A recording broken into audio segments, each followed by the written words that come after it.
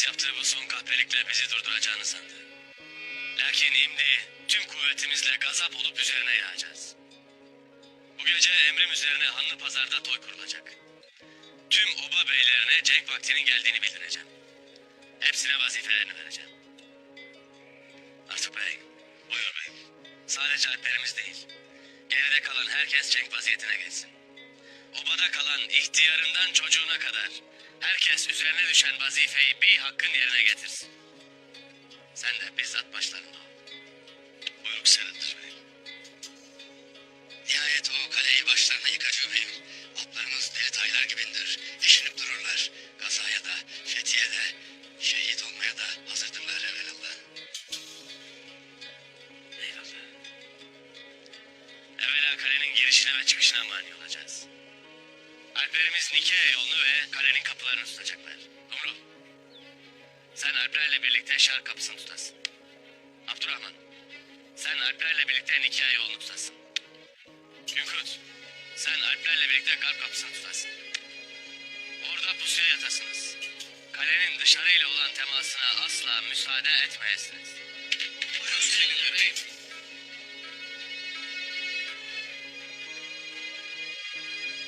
Samsa ve ceza verdiğim Alplerin cezalarını çektiğine kanaat getirdim. Beyim, gündüz kaçırıldığı için Samsa kardeşimin ciğeri yanardı. Kendini yer bitirirdi. Hamza, Çavdar Obası'na tez ulak gönder.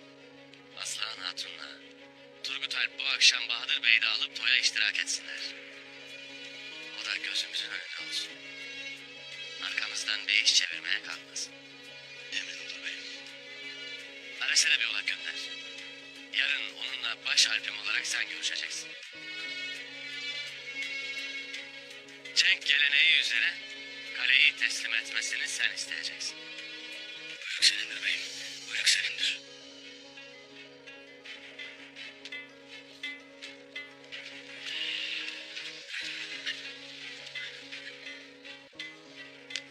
Sultanımıza yazdığım mektup tez vakitte yola çıksın Artuk Bey. Sultanımız imparatorun ordusu gelmeden kaleyi fethetmek istediğimizi bilsin. Moğol ordusu hudutlarımızda durur. Hal böyleyken eğer sultanımızdan ordu izlersek devletimizin hudutlarını tehlikeye atmış oluruz. Evelallah bu kaleyi öz pusatımızla da alma gücüne muhtediriz. İnşallah beyim, inşallah. Allah kazamızı mübarek etsin beyim. İnşallah. Atınız eşkin, kılıcınız keskin olsun beyim. Eyvallah. İnşallah kaleyi fethederiz beyim. İnşallah deriniz kazanız mübarek olsun. Kazanız mübarek olsun. Yolunuz açık olsun. Açık olsun.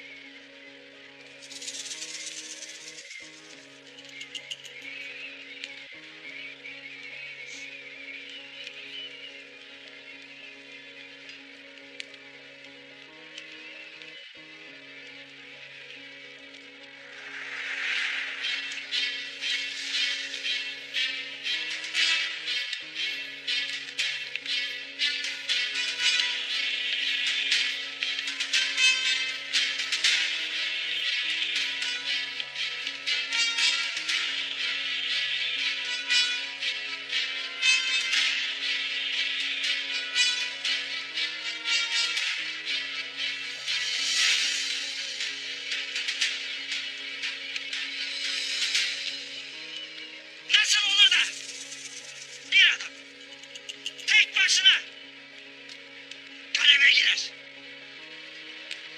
Nasıl olur da sizlere emanet ettiğim tek bir çocuğu kalın duvarlar, kilitlerle korunan gizli bir odadan kaçırır? Nasıl? Kalk!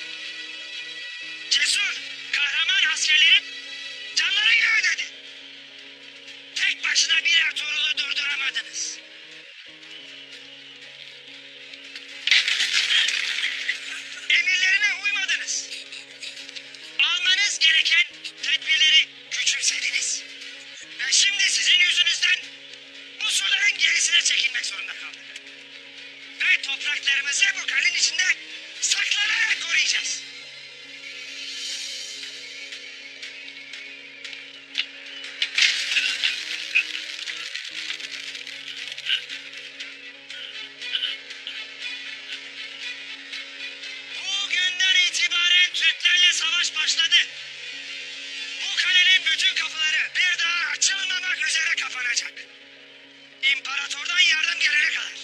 Bu kaleyi son adama kadar savunacaksınız. Tek bir kişi kalsa bile. Sonuna kadar savaşacak. Teslim olmak yok. Şerefinizle öleceksiniz.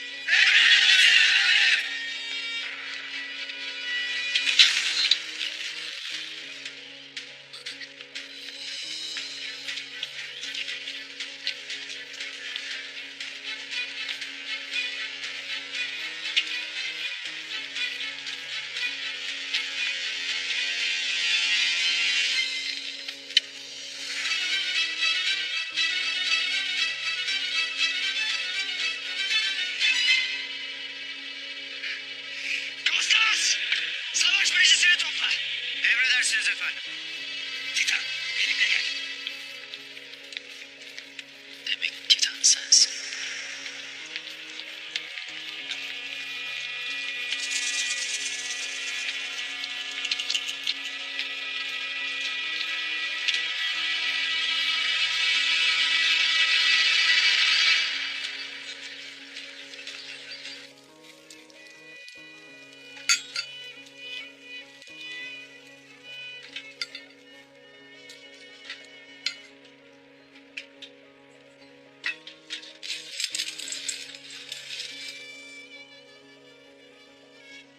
Özledin mi kardeşim beni?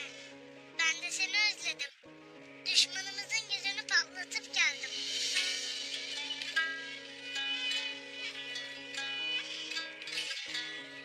Gündüz'üm, anlat bakalım neler ettin? Düşmanını zayıf yerinden vuracaksın dediydi babam. Ben de düşmanımın gözünden vurdum. Kahraman basatın canavar tepe gözün vurması gibi. Ne ettim dedin sen oğlum, ne ettin? Darius pusatımı aldı ana. Ben de elime taş sakladım. Kaleye varınca elimdeki taşı Ares'in gözüne sapladım. Ay maşallah benim aslanıma. Ana, ne der bu çocuk? Dediğini yapmış kızım, yapmış. Yaptım yani ne? Ne sandın? Ertuğrul Bey'in oğlu Gündüz'üm ben. Alpbaşıyım. Alpbaşı oğlum benim. Babası beyler beyi oğlum. Maşallah. Maşallah benim Gündüz'üme. Meğer ne yiğitlikler etmiş. Ben daha ne yiğitlikler ederdim de pusatımı aldılar nene. Ya korktular tabii. Bu satın olsa neler edeceğini bildiler demek. Maşallah. Gündüz'üm benim. Maşallah çok şükür. Çok şükür Gündüz'üm. Anası kurban.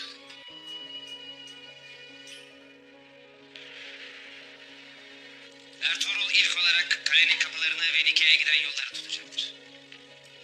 Kaleye giriş ve çıkışlara ve dışarıdan gelecek yardımlara mani olarak bizi buraya hapsetmek isteyecek. Sultan Alaaddin ordu gönderebilir efendim. Sanmam. Moğollar Selçuklu'nun doğu sınırlarını tehdit ediyorken Ertuğrul Sultan'dan ordu istemez. Kaleyi elindeki imkanları en iyi şekilde kullanarak ele geçirmek isteyecek. Buna da gücü yetmeyeceği için bu onun felaketi olacak. Bahadır Bey, Ertuğrul'a karşı büyük öfke içinde.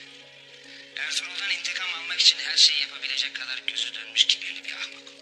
Eğer onu kullanmazsak o zaman kendi kendimize ihanet etmiş oluruz, öyle değil mi Titan? Elbette.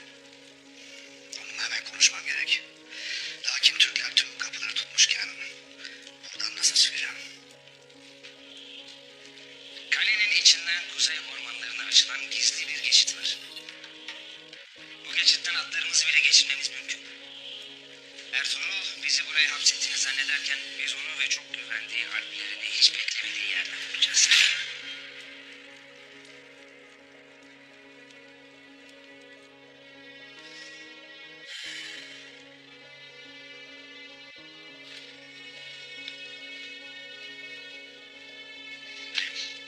Samsa'ya deli alpler getirdim benim.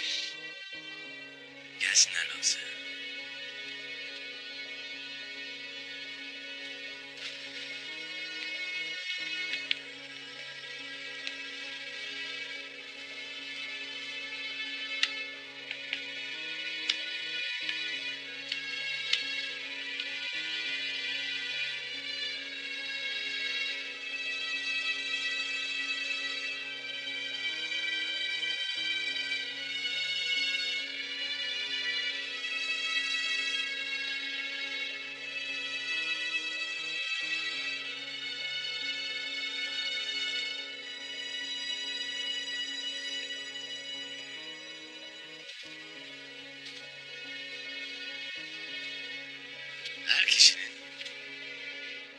vazifesinden özge bir şey yoktur. Vazifesine dört elle sarılmazsa kendini de obasını da müşkül duruma düşürür. İstedim ki bunu idrak edesiniz ve anlayasınız. Ne desene kızım beyim. Kendi oğlumuza tuzağa düşecek kadar gafil kaldık. Vazifemizin ehemmiyetini başımıza musibet gelince anladık beyim. Her şerde bir hayır vardır sansa. Bu şerde gafil uyuyan gözlerin açılmasına vesile olur inşallah. Şimdi Bamsı size pusatlarınızı versin.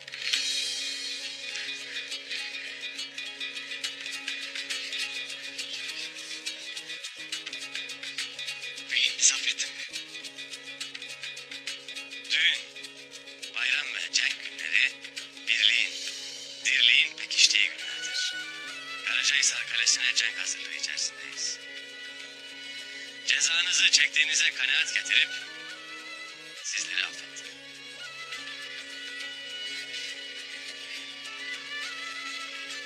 Allah senden razı olsun beyim. Allah razı olsun beyim.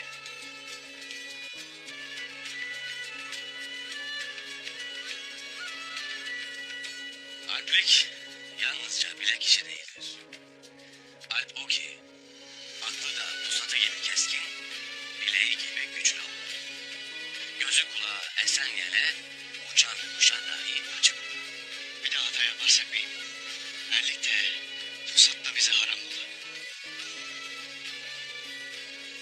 Eyvallah yiğidim.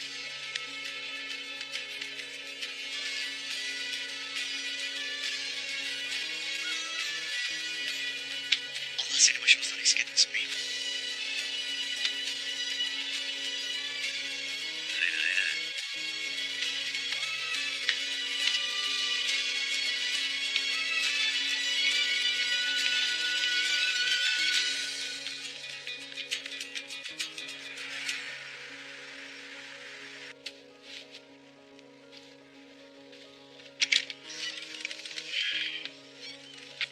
Hoş geldin Turgut.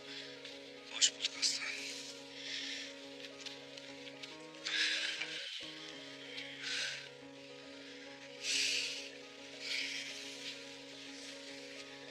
Turgut.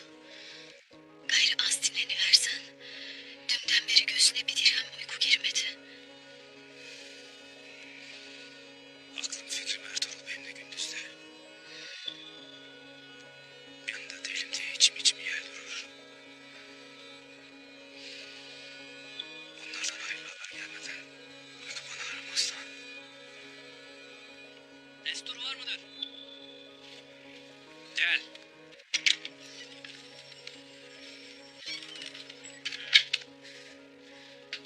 Kaya obasından bir ulak geldi Turgut Alpbaşım. Hemen al içeri gelsin. Kapı. Hayırdır inşallah. İnşallah.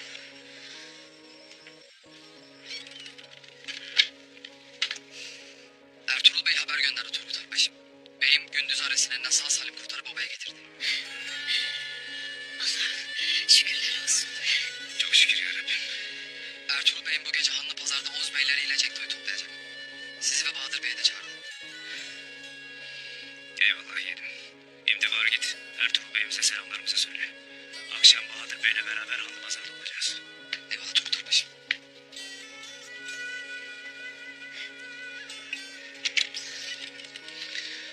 Çok şükür. Ares'in yaptığı bütün kahpelikler, kurduğu bütün tuzaklar boşa çıktı. Lakin bu kez onu hiçbir şey kurtarmayacak. İnşallah. Turgut. Ertuğrul Bey Bahadır Bey'i niçin çağırdı dersin?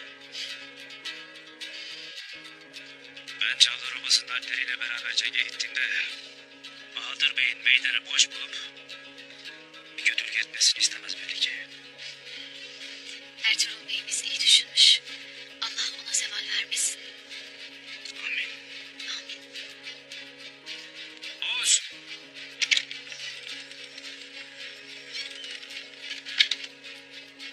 Şimdi git. İtimat ettiğin alplerden bir bölük seç.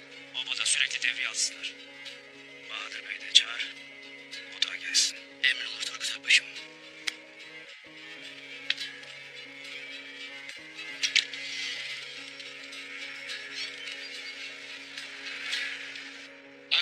Rus beylerine Hanlı Pazar'da cenk toyu vereceğim. Biz cenk yerinde çaba sarf ederken siz de burada hazırlıklara başlayasınız. Buyruk senin oğul. Gerekirse bütün bacıları toplar, hazırlığa koyuluruz. Et için yeterince sürümüz vardır beyim. Bezler içinde kilimhanedeki bacılar 2 misli arttırırız. Eyvallah. Artuk Bey pusat yapımıyla ilgilenecek. Yiyecek, içecek, merhem, bez, bu gibi şeylerden siz mesulsünüz. Bir elinizde pusatlarınız da olsun. Biz gittikten sonra ovayı siz koruyacaksınız. Evelallah oğul. Gözün arkada kalmasın. Evelallah beyim. Destur var mıdır beyim? Gel hele Gündüz.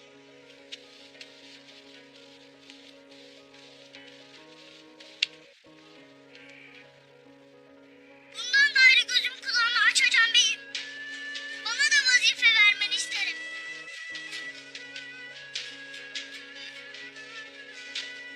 Gözünü kulağını açacaksın da evvela diline hakim olman gerek aslanım.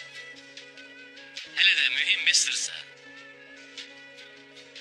Senin ağzında durmayan sır başkasının ağzından nasıl dursun demiş atalarımız. Alp dediğin her işittiğini her yerde söylemez. Anlaştık mı?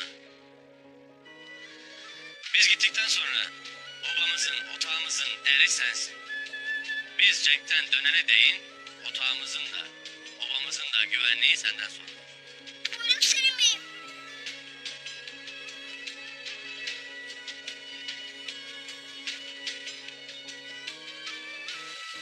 Baba, Maria bana çok yardımcı oldu. O iyi biri. Acaba nerededir? Onu kurtaracaksın değil mi? Sen taz etme yiğidim. Kurtaracağım.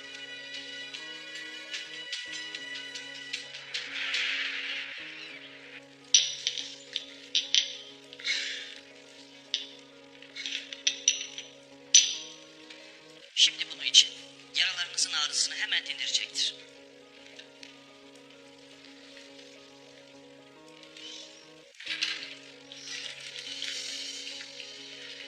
Elindekileri bırak çık dışarı.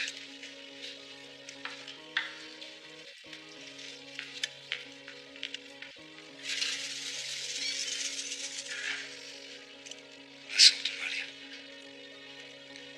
İyiyim. Biraz yaram acıyor ama ilaçlar dindiriyor. Nasıl oldu bu? Nasıl yaptılar bunu sana? Çok üzgünüm efendim.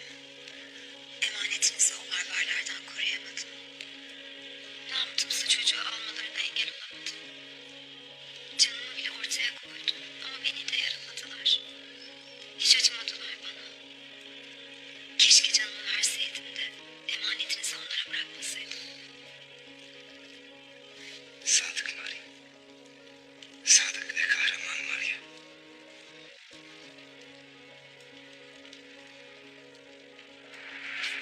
Üzme kendini.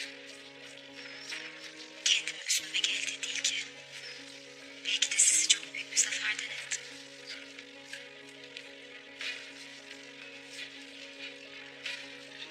Zafer benim için sonucu kaçınılmaz bir şey var ya.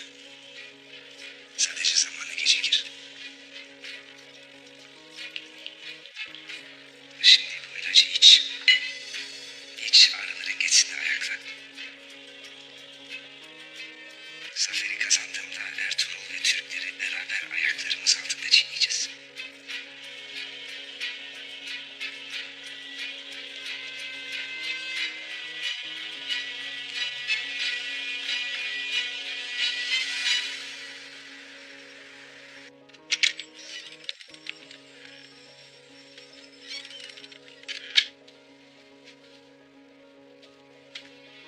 Selamun aleyküm.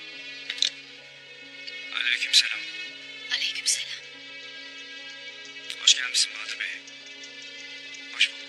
Hoş bulduk. Beni görmek istemişsiniz.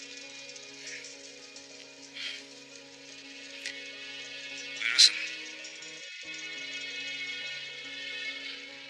Hayırdır inşallah. Hayırdır Bahadır Bey? Buyur oturasın.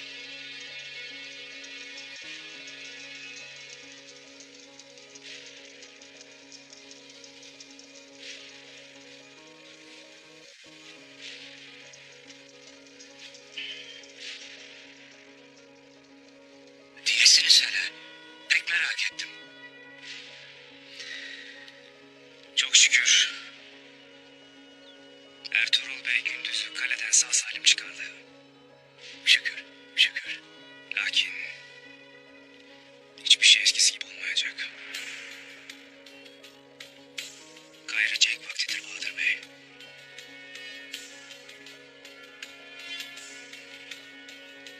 Ertuğrul Bey doğru karar vermiştir.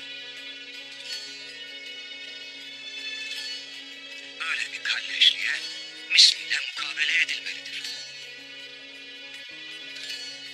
Biz de seni bu sebepten çağırdık Bahadır Bey. Hayrola? Ertuğrul Bey bu akşam Hanlı Pazar'da cenk için Oğuz Beylerini toplayacak. Çetin bir cenk bizi bekler Bahadır Bey. Ertuğrul Bey cenk oyunda seni de görmek ister.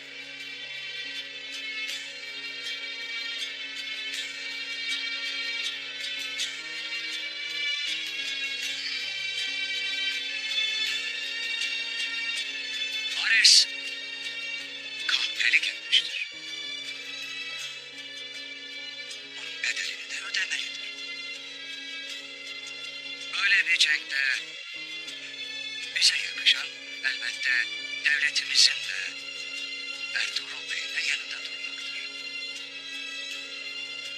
Bu sebepten Ertuğrul Bey'in davet ettiği cenk toyuna icabet etmek benim için bir şereftir. Eyvallah Bahadır Bey. Eyvallah.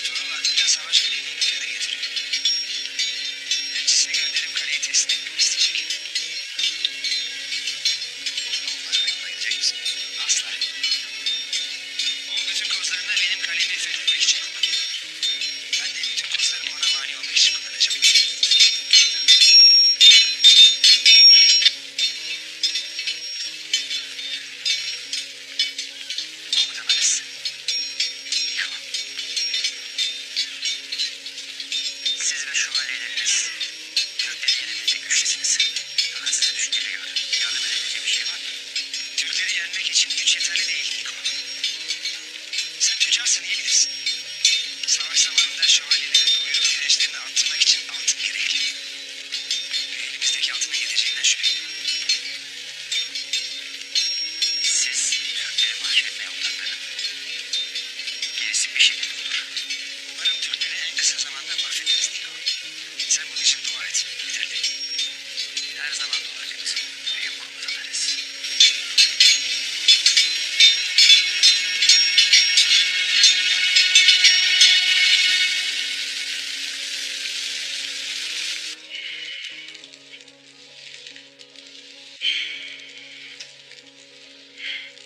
Bahadır Bey geldi beyim.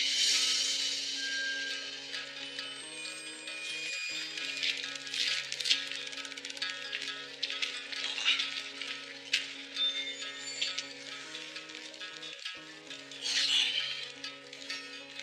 Oğlum. Nasılsın? İyi misin ha? Yaran nasıl? İyiyim baba. Beni bağışla. Bu itin canını alamayıp işimizi tamam erdiremedim. Tasa etme oğlum.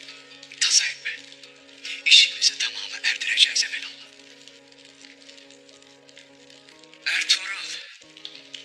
Bu akşam Hanlı Pazar'da Cento'yu toplayacak. Karacahisar Kalesi'ne gaza etmek ister. Bütün Oğuz beylerine vazife verecek. Beni de çağırdı. Seni niye çağırır ki baba? Turgut. Cenk'e gideceği için aklı sıra beni obada yalnız komayacak. Ben de ona itaat etmiş gibi görüneceğim. Sen de hazır olup emir verdiğimde obayı basacaksın. Ertuğrul sırf seni obadan uzak tutmak için çağırdıysa itaat etmene inanacak mıdır ki? Ona öyle mühim bir şey göstereceğim ki bana itimat etmekten başka şansı olmayacak. Sen en iyisini bilirsin baba. Bu sefer işlerini bitirelim. Ne yapmak gerekirse, kimin kanını dökmek gerekirse dökelim. Ama bitirelim. Hakkımızı almak için çok bedel ödedik. Çok sabrettik. Gün bugündür. Ertuğrul, zafer rüyasında yüzerken onu hezimete boğacağım. Unutmayasın. Bu bizim son şansımızdır.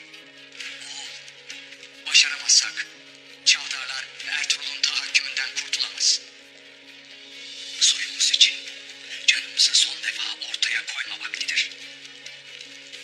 Hadi selam bekle. Benden haber bekleyesin.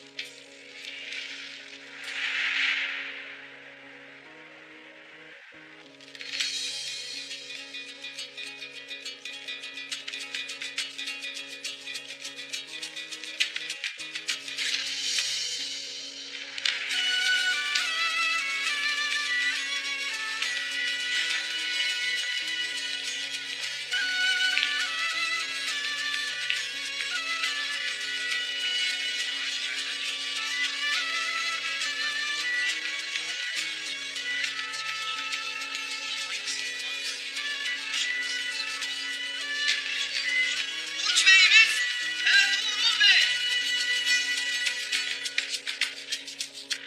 Hoş geldiniz.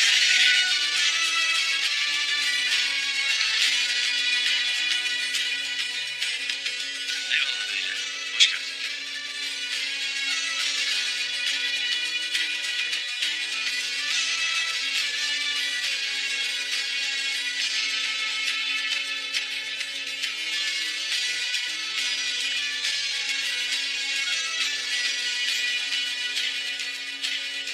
Buyurasınız.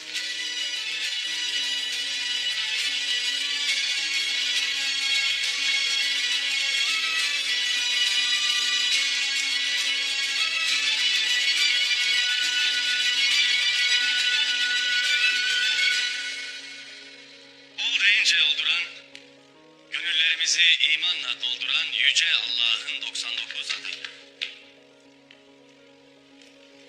Toyumuz hayırlı ve kutlu olsun. Kefere başının enini basıp evladını sağ salim kurtarmışsın beyim. Çok şükür.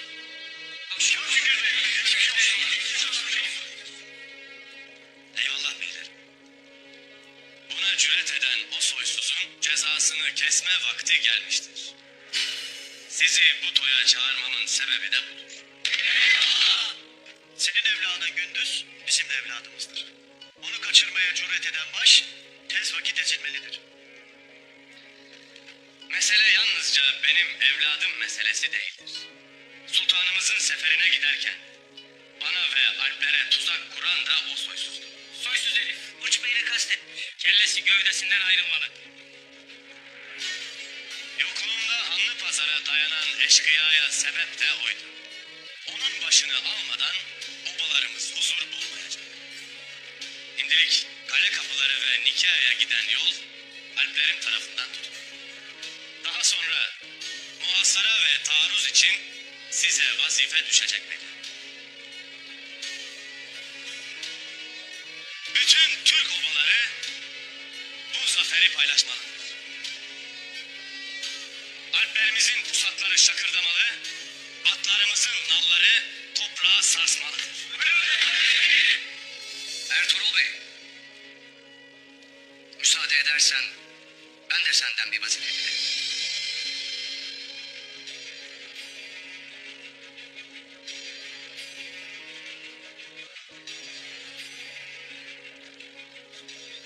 Buyur Bahadır Bey. Sultanımızın ordusuyla nice kaleleri aldığım malumdur.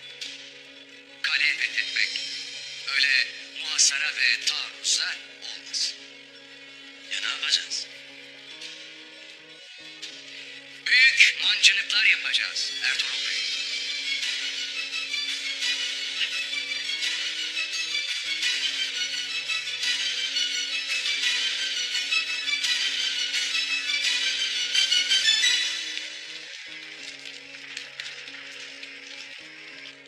Emredeceğiniz üzere kalenin bütün kapıları kapatılıp sürüklendi efendim. Surlara da büyük yaylarla yağ kazanları kurulacak. Kalenin içinde vaziyet nasıl Kostas? İyi efendim. Ahalinin tedirgin olmaması için ayinler, cesaret verici gösteriler falan düzenleyin. Emredersiniz efendim. Yalnız bir sorunumuz var. Nedir Kostas? Savaş uzun süre devam ederse kalenin içindeki yiyecekler yetmeyebilir efendim. Hiç merak etme Kostas. Bu savaş işte uzun sürmeyecek. İlk hamlemde Türkleri püskürtüp mahvedeceğim. Gel.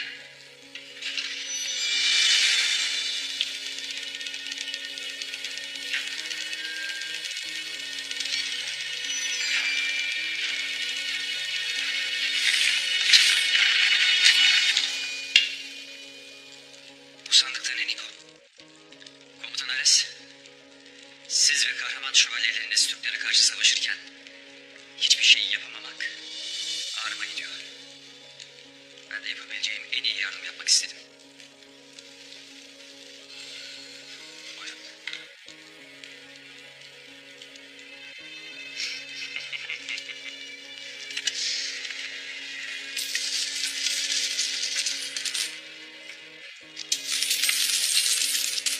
Bir sandık altına. Evet efendim.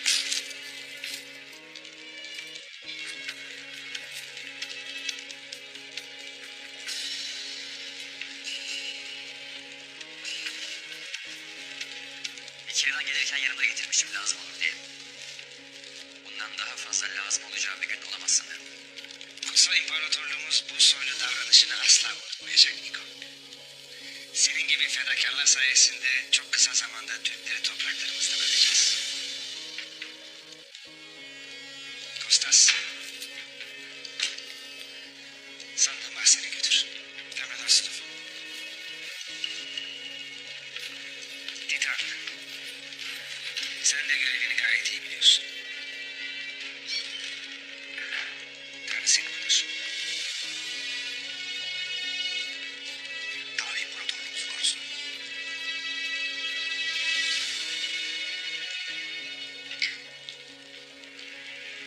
müsaade ederseniz ben de komutan Kostas'la mahzene ineyim. Elimizde ne kadar altınımız var? Bize ne kadar yeter hesaplamak isterim. Elbette Niko. Bundan sonra da altın işlerinden senin sorumlu olmanı isterim.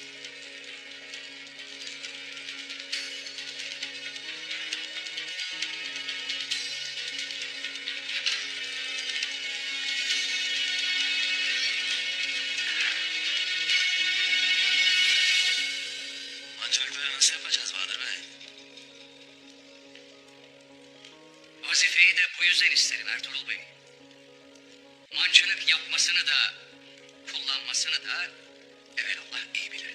Senin yapacağın mancınıklar Karacahisar surları için kafi gelecek mi Bahadır Bey?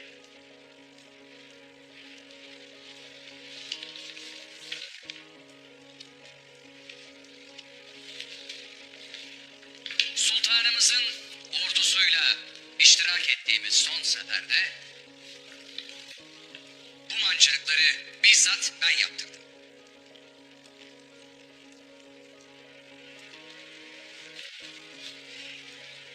Bunlar 10 kantar taş fırlatma kuvvetindedir.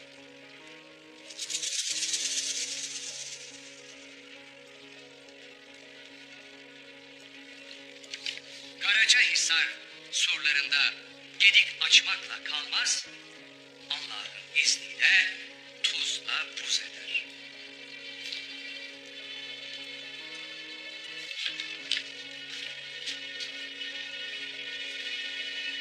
Buyurasın Ertuğrul Bey.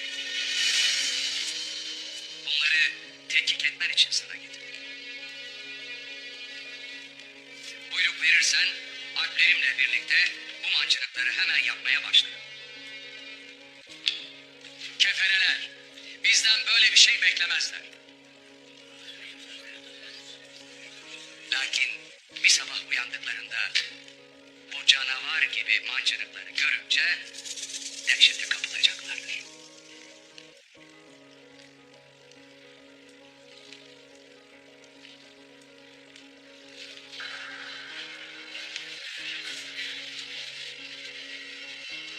Beylerim, Çavdar Alpleri Turgut Alp'in emrinde olacaklar.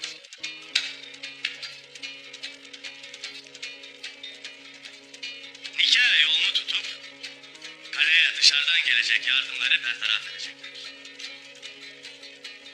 Kargınlar, Döğerler, Dodurgalar, Yasırlar, Turgut Alp'in destek birlikleri olacaklar.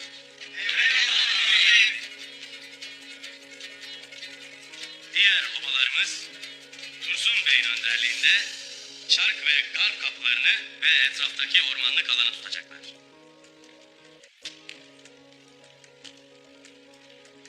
Sen de alplerinle mancınık yapımına başlayasın Bahadır Bey. Vazifen budur. Surlarda gedik açıldığında taarruz başlayacak. O vakit diğer obaların alpleri de Kaya Obası'nın alpleriyle birlikte bu taarruza katılacaklar.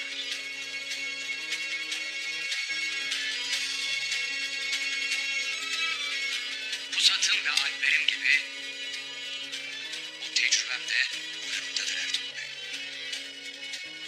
Ne vakit mancınıkları hazır edersin Bahadır Bey? Mancınıkları yapacağım yeri tespit ettim. 2 güne yetiştiririm evelallah. Eyvallah Bahadır Bey. Eyvallah.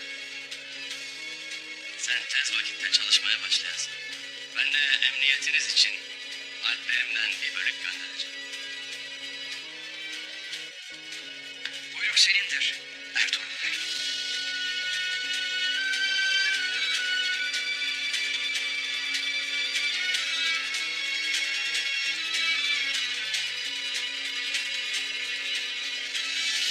Kutlu Türk beyleri. Bu kazayla yalnızca Karacahisar'ın fetih yolunu açmış olmayacağız. Nikea'nın ve dahi Konstantiniye'nin fetih yolunu da açmış olacağız. Eğer oraları fethetmek bize nasip olmasa dahi inanırım ki neslimizden bir kahraman gelip inanmış ordusuyla Konstantiniye'nin surlarına dayanıp şanlı İslam sancağını o surlara dikecektir. Gayemiz Allah'ın adaletini yeryüzüne hakim kılmaktır. Karacahisar, Nikea, Konstantiniye bize dar gelir. Hedefimiz Kızıl Elma'dır. Yani güneşin doğduğu yerden battığı yere kadar olan tüm cihandır. Gaza bizim, gayret bizim, zafer Allah'ındır.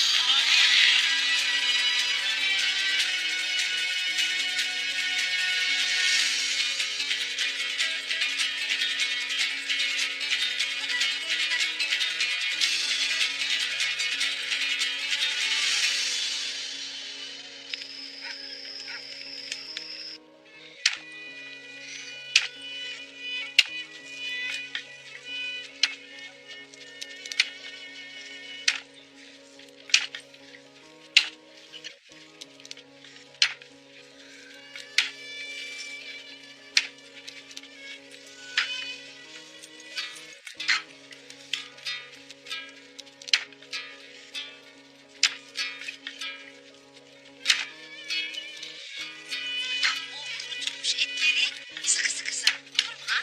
Sen ne dersen Hayma Ana?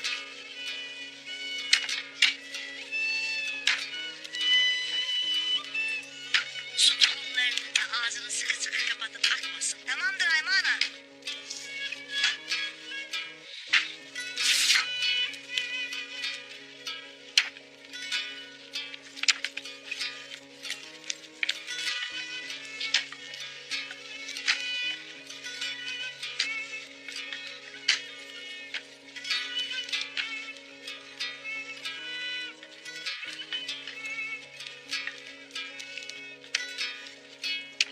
Kızım, merhemden fazla fazla yapın ki yaralılarımız olursa bolca sürsünler, iyileşirler. Nasıl dersen ana? Hayma Ana, maşallah ne kadar tecrübelisin. Kızım, benim oğlum gibi atam da, erim de birer gazi beyiydi. Ben cenklerin içinde büyüdüm. Her daim bacılara baş idim. Bir cenge hazırlık nasıl edilir iyi bilirim. Hayma Ana, bacıların başı ne demek? Kadınların komutanı mıydın?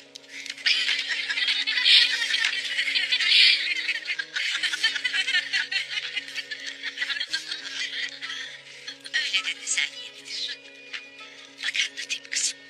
Bir keresinde Süleyman Şah'ımı yine böyle bir cenge uğurlamıştım. Sonradan öğrendik ki düşman obamızı da sarmış. Ya ne yaptınız Hayma Ana?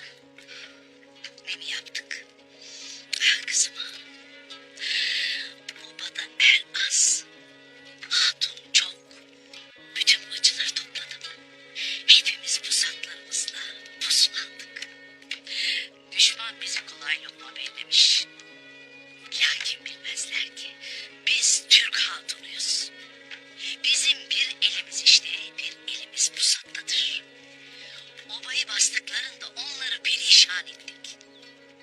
Süleyman Şah'ın düşman üstünden zaferle döndüğünde obasında da bacılarının zaferini gördü. Bir oldu ya.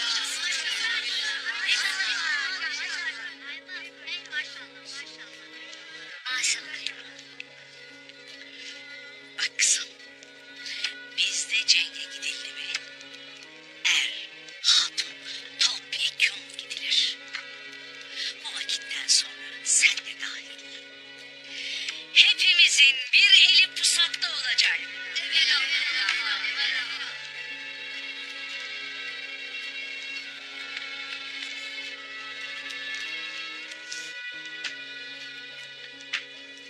Evet Gündüzüm, sen ne edersin öyle? Ok yaparım nene az kaldı. Ok mu? Ne okuymuş o? Ha?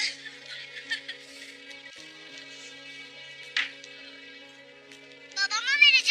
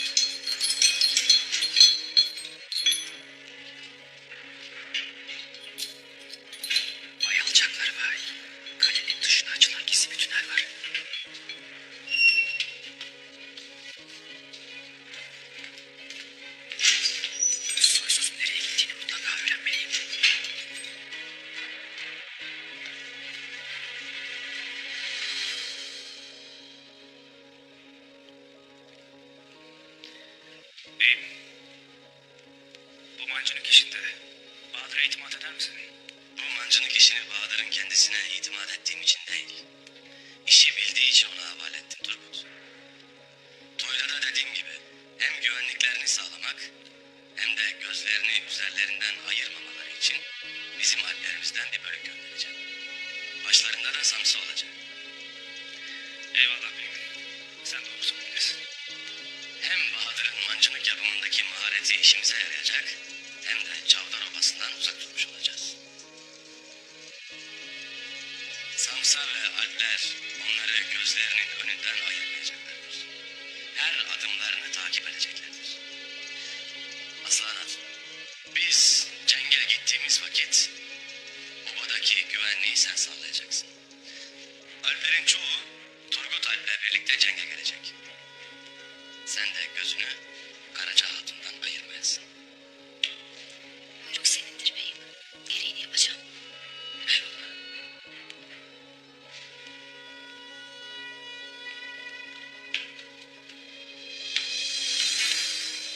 Reynele, buyurduğun üzere kalenin şark kapısını tuttuk beyim. Ares bütün kapıları kapattırmış. Herhangi bir giriş çıkışa karşı alplerimiz teyakkuzda beklemekteler. Eyvallah. Biz de Gar kapısını tuttuk beyim. Buyurduğun üzere 2 ay yolu tuttuk beyim. Alplerimiz yolun her iki tarafına dağılıp pusulandılar. Ey maşallah. İyi o vakit. Gece gündüz sizden malumat isterim alpler. Hamse, sen de gün doğar doğmaz kaleye gidip Ares'ten kaleyi teslim isteyeceksin. Buyruk senindir beyim. Teslim etmeyecekti beyim. Biz cenk geleneğine uyup kaleyi teslim isteyelim de kaleyi mi teslim eder? Yoksa kellesini mi teslim eder onu o karar versin. Eyvallah beyim ama beyim.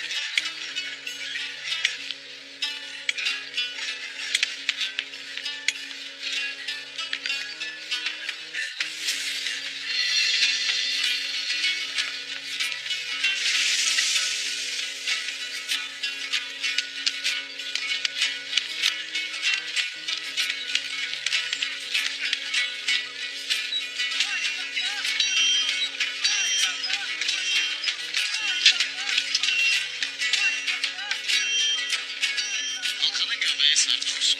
Emredersin Artuk beyim.